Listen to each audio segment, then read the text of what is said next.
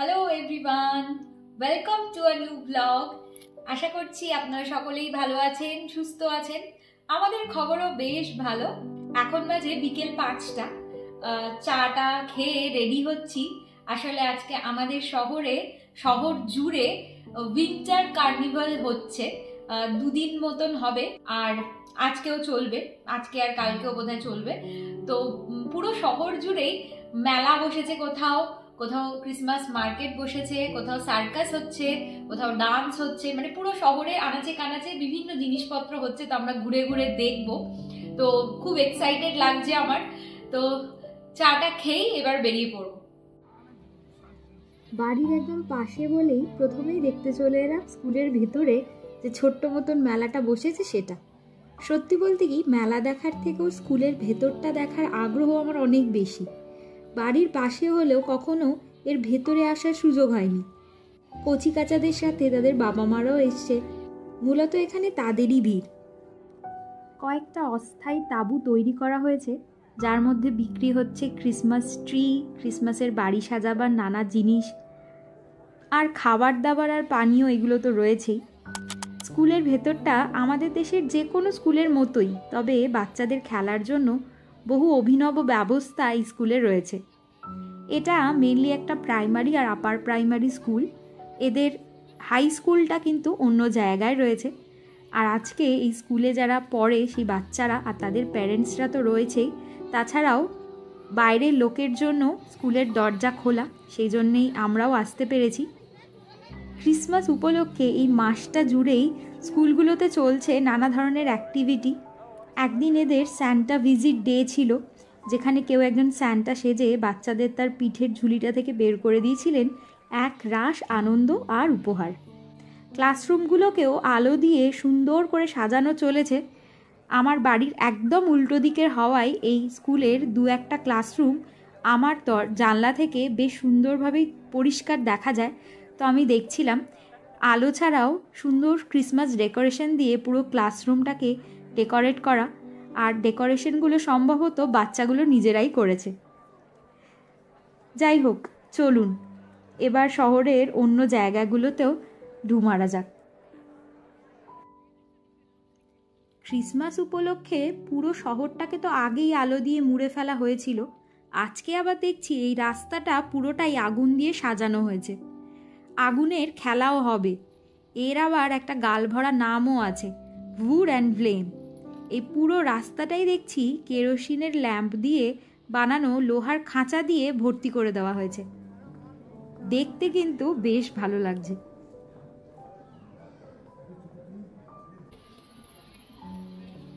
এখানে দেখছি বেশ কয়েকটা খাবারের স্টলও বসেছে। চলুন দেখি, ওই দিকটা বেশ ভিড় দেখছি, কিছু একটা হচ্ছে।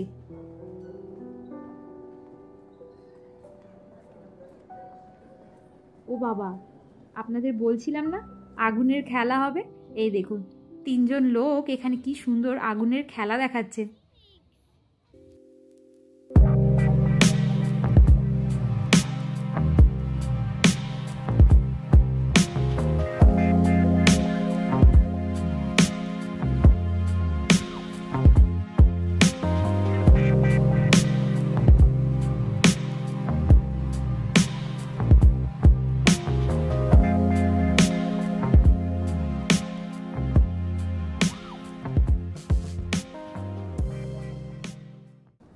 বেশ লাগলো, বিশেষ করে এই প্রবল শীতে আগুন দেখে কেমন একটা যেন আরাম লাগছিল। এই মেকেলেন শহরে 2-1 জায়গায় ছোট করে ক্রিসমাস মার্কেট বসেছে। একটা তো এর আগেই একটা ব্লগে আপনাদের দেখিয়েছিলাম, আর একটা হলো এইটা। প্রায় সব দোকানেই খাবারই বিক্রি হচ্ছে। কোথাও হটডগ, বার্গার, কোথাও গরম গরম স্যুপ, কোথাও কেক, ডেজার্ট, আবার কোনো কোনো দোকানে কফি বা হট চকোলেট, আর পানীয় তো রয়েছেই। ভেবেছিলাম এই মার্কেটটায় অন্তত কিছু ক্রিসমাস ডেকোরেশন বসবে, কিন্তু কোথাও কিছু পেলাম না। আর এই দেখুন, স্যান্টা এখানে হাঁটু মুড়ে বসে তার ছোট্ট বন্ধুটির সাথে আলাপ জমাবার প্রাণপণ চেষ্টা করছে। আর ছোট্ট বন্ধুটি স্যান্টাকে দেখে লজ্জায় আর ভয়ে সামনেই আসতে চাইছে না। ছোটবেলায় আমাদেরও এমন কত হয়েছে। যাই হোক, চলুন দেখি অন্য কোথায় কি হচ্ছে। এখানে জাম্পিং রোপ ইউজ করে এক ধরনের ডান্স ড্রামা হচ্ছে। এগুলো কিন্তু সবই শহরের বিভিন্ন আনাচে কানাচে হচ্ছে। যেখানে যে পারফরমেন্সটা হচ্ছে সেখানে সেটার টাইমিংটাও লেখা রয়েছে। এক একটা পারফরমেন্স 2-3 বার করে হচ্ছে।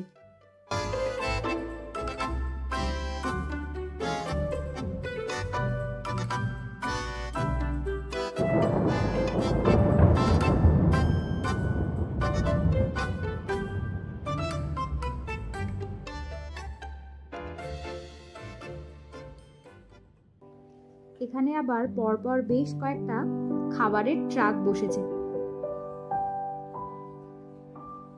চলে এলাম শহরের আর এক প্রান্তে। এখানে হচ্ছে স্প্যানিশ সার্কাস। কয়েকটা বাঁশকে সাজিয়ে সাজিয়ে তার ওপর চলছে ব্যালেন্সের খেলা। এই যে ক্রিসমাস উপলক্ষে বেলজিয়ামের নানা শহরে এই ডিসেম্বর মাসের শুরু থেকে নানা মেলা বসছে, শহরগুলোকে সাজানো চলছে, কার্নিভাল হচ্ছে, আর তাকে কেন্দ্র করে এত মানুষের ভিড় হচ্ছে। এই সবই কিন্তু ক্রিসমাসের আগের সপ্তাহ অবধি। ক্রিসমাসের দিন রাস্তায় আপনি একটা জনপ্রাণীকেও দেখবেন না। আসলে এদেশের মানুষ ক্রিসমাসের দিনটাকে পুরোপুরি পরিবারের সাথে কাটাতেই ভালোবাসেন। সেই কারণেই ক্রিসমাসের 1 মাস 2 মাস আগের থেকেই চলে প্রস্তুতি। বাড়িঘর নতুন করে সাজানো, কাছের মানুষদের জন্য পছন্দের উপহার কেনা, এ সব কিছুই কিন্তু ক্রিসমাসের দিন প্রার্থনার সাথে সাথে আপনজনদের কাছে পাওয়ার উপলক্ষ হয়ে দাঁড়ায়।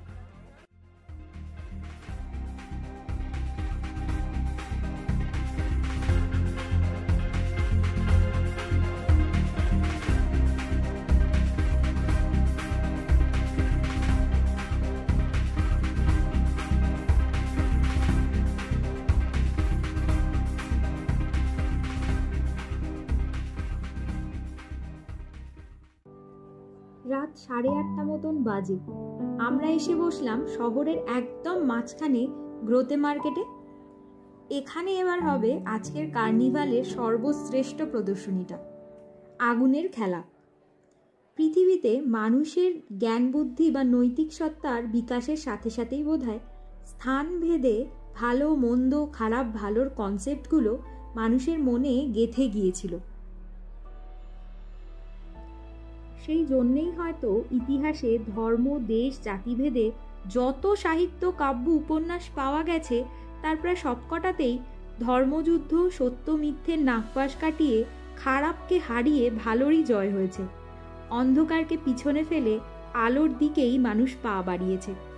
এই যে অবিশ্বাস্য আগুনের খেলাটা দেখছেন, এ তেমনই এক অন্ধকারকে আলোয় বদলে দেওয়ার কাহিনী।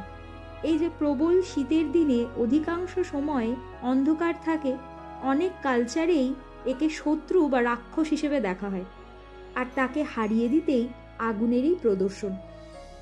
রাম রাবণকে নিধন করার সময় এই পবিত্র আগুনই তো নিক্ষেপ করেন রাবণের নাভিতে। তেমনি পৃথিবীর নানা জাতীয় শত্রু নিধনে ব্যবহার করেন এই আগুন।